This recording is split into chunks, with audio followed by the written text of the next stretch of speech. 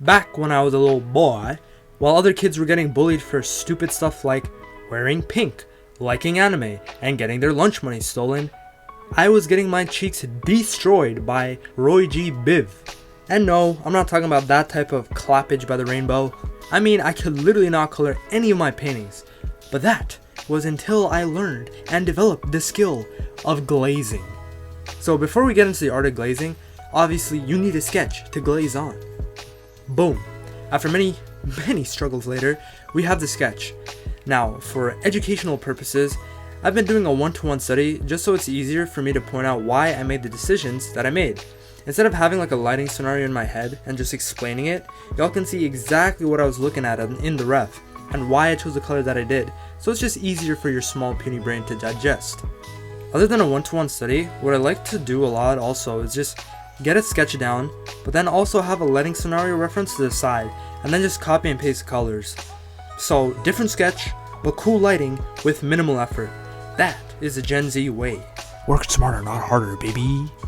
First, I want to get my background done so that when I color the girl, she actually fits into the environment. You could do the opposite way, like make the environment fit into the girl, but that just doesn't sound right, not gonna lie.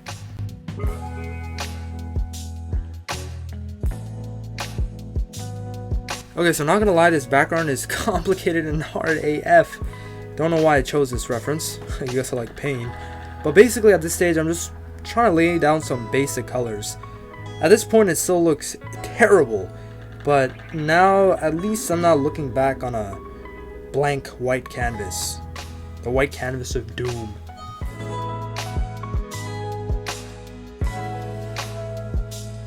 Okay, so after comparing with my reference, I struggled through the tough times, but I eventually figured out what colors I needed to use.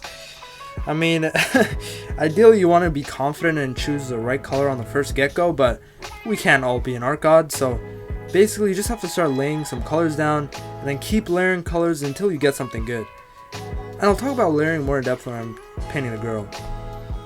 If I was a little better than I am right now, I wouldn't have needed to start with those like light, unsure colors and have just gotten to this point from the get-go, but it's still important in the artist's journey.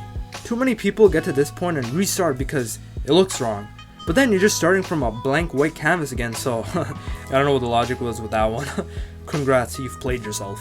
I mean, I've had those thoughts too, not gonna lie, to just chuck the piece and restart, but what I like to do is just tell my inner conscience, yo, $10 says you restart, loser. And then my inner conscience hits me with the, Is that a bet? and then we push right through the rough stage. Once money is on the table, bro, it's game over. I ain't losing $10. Even if it's to myself. A little psycho? Yes, maybe. But if you're mentally deranged like me, 10 out of 10 tip would recommend. You'll persevere through anything. Okay, now that we got the base colors done for the girl, let's go in depth on layering, how to choose colors, and glazing and such. Glazing is basically how you apply color, how you softly apply the paint and whatnot. Not to be confused with a different type of glazing found on Urban Dictionaries.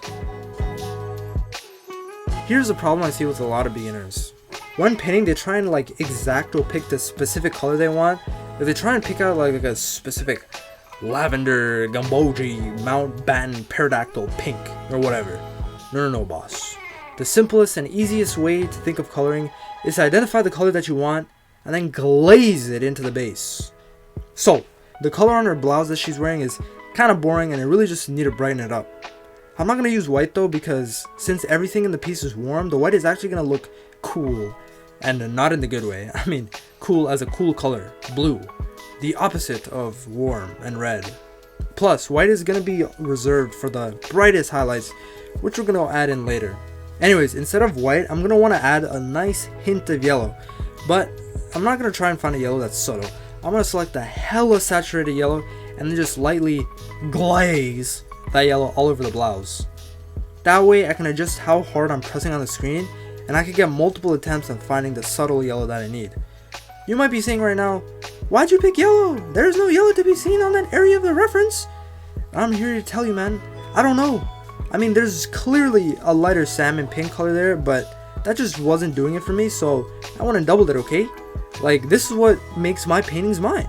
And when you paint, these types of decisions are what make your paintings yours. But it's not fully random. Like I said, there was definitely like a a lightness in that area. So I guess that's where I got the yellow from. Speaking about uniqueness, how you glaze is unique to the way you render. You can get like a hard round and then glaze it and then tap away the extra bits. You can get a soft brush and then softly glaze, and then after softly glaze away the extra bits.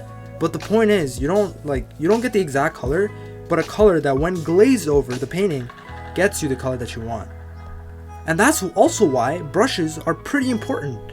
You want a brush that feels good to glaze with. What the f? You're not a cow.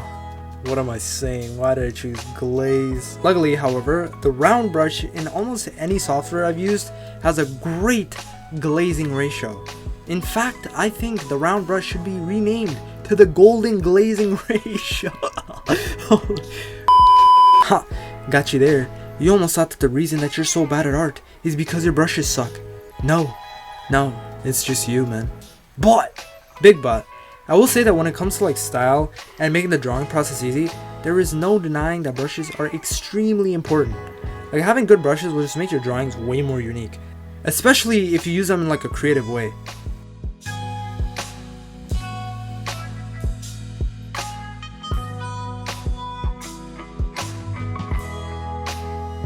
Here I need to remove the grayness of the sketch, so I just alpha lock the layer. I'm using a warm color to just make the sketch blend in with the painting. So if you have attachment issues about hiding the sketch, here's one way that you can work your sketch into the painting. And eventually you can just merge the sketch layer onto the rest of the painting layers. At this point, I basically have the main colors done. There isn't too much varying that is going to happen from this point. Like the foundation is set, and this color palette will carry us throughout the rest of the painting. And from this, you obviously want to start color selecting more specific shades. Know what I'm saying? Like now, with most of the color problems solved, you can be more confident in picking that lavender gambogi Mountbatten pterodactyl pink. Another common issue is that people will complain that their colors become dull. And you all have probably heard the phrase, "Don't use black the color, it makes paintings ugly." But yet, your art still looks like dirt. A muddy mess. So what's the problem? Well, I think the problem lies with commitment issues. Like, I see beginners just mix colors over and over again because they just can't get the right color. But the problem with that is, as you keep mixing, the colors will just start to muddy out into like a disgusting brown gray. I actually learned that in grade 11 art class. Thanks, Miss Joker. Name redacted. That sounds like an impossible problem, right? Like, you can't just keep going over the same spot because you can't get the right color and it ends up looking muddy. But to get the right color, you need to pick the right color, so you get absolutely cooked. But if you simplify it to like 2 checklist items, it becomes a lot harder to muddy your colors.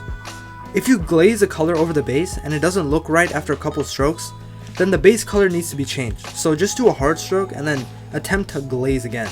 That way you're always just mixing with a handful of colors.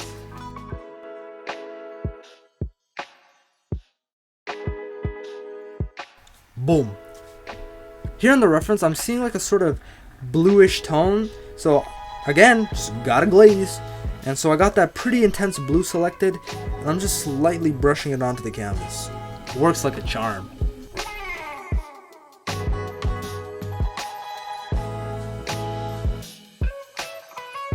Alrighty, you sausages. Here's the final piece. So there you go. A couple of my best tips on coloring if you're a beginner, and my process on how I did my coloring from this reference right here. And also, like 100 bazillion% if you're trying to learn colors, please just have some sort of lighting reference beside you. It doesn't have to be one-to-one like in this piece, just some base you can work with so you're not shooting colors in the dark. That sounds like a hate crime. Anyways, my last words of wisdom is to think not about what you can do with the brush stroke, but what the brush stroke can do to you. And also, don't forget about the art of the glaze.